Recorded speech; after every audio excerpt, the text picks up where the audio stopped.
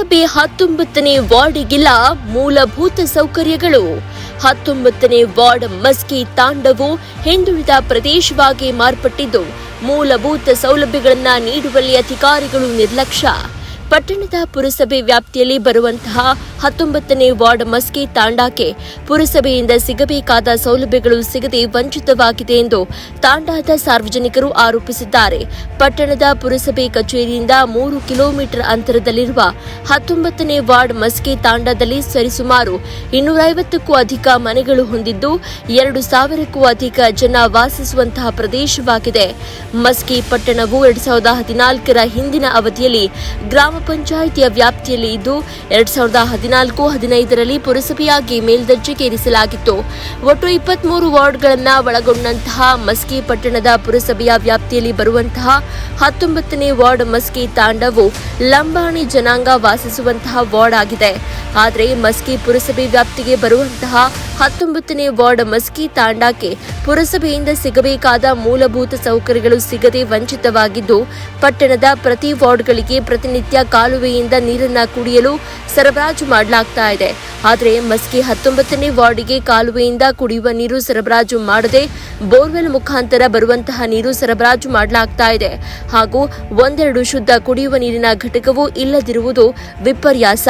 ಹಾಗೂ ಪ್ರತಿನಿತ್ಯ ಪಟ್ಟಣದ ವಾರ್ಡ್ಗಳಲ್ಲಿ ಸ್ವಚ್ಛ ಮಾಡುವಂತಹ ಪೌರ ಕಾರ್ಮಿಕರು ಒಂದು ದಿನವೂ ವಾರ್ಡ್ ನಂಬರ್ 19ರ ಮಸ್ಕಿ ತಾಂಡಾಗೆ ಭೇಟಿ ನೀಡಿ ಸ್ವಚ್ಛಗೊಳಿಸುವಂತಹ ಇತಿಹಾಸವಿಲ್ಲ. ಹಾಗೂ ಸೊಳ್ಳೆಗಳಿಂದ ಕೂಡಿರುವಂತಹ ಪ್ರದೇಶಗಳಿಗೆ ಫಾಗಿಂಗ್ ಮಾಡುವ ಕೆಲಸ ಮಾಡಿಲ್ಲ.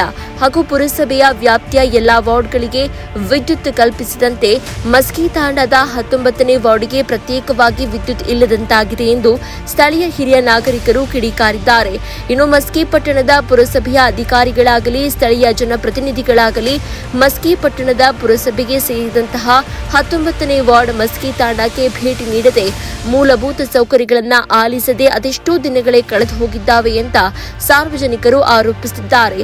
ಇನ್ನು ಮಸ್ಕಿ ಪುರಸಭೆಯ 19ನೇ ವಾರ್ಡ್ ಮಸ್ಕಿ ತಾಂಡಾವು ಮಸ್ಕಿ ಪುರಸಭೆ ವ್ಯಾಪ್ತಿಗೆ ಬರುತ್ತದೆಯೋ ಇಲ್ಲವೋ ಎಂದು ಒಂದೆಡೆ ಅನುಮಾನ ಮೂಡಿಸ್ತಾ ಇದೆ.